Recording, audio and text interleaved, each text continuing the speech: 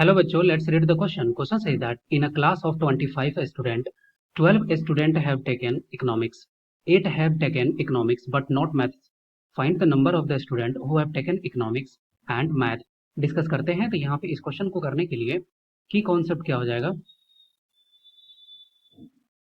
Question का की concept अगर बात करें तो हम लोग यूज करेंगे इसके लिए क्या, इसके लिए यूज करेंगे वेन डायग्राम को। वेन डायग्राम के थ्रू हम लोग इजिली क्वेश्चन को सॉल्व कर सकते हैं। अब यहाँ पे जो क्वेश्चन दिया हो उसके अकॉर्डिंगली अगर हम ओके तो इस एम से मैथ और ई से इकोनॉमिक्स हो गया।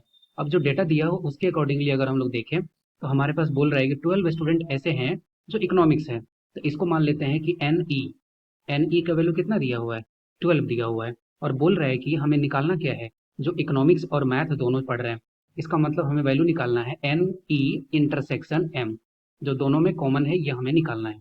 ओके, लेकिन हमें ये भी बोल रहा है कि 8 स्टूडेंट ऐसे हैं जो सिर्फ इकोनॉमिक्स पढ़ते हैं लेकिन मैथ नहीं पढ़ते।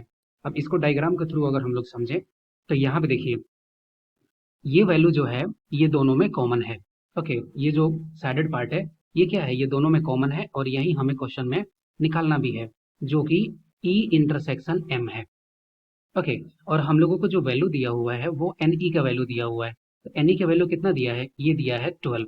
ओके, लेकिन इसमें ये बोल रहा है कि 8 स्टूडेंट हैं जो सिर्फ इकोनॉमिक्स पढ़ते हैं मैथ नहीं।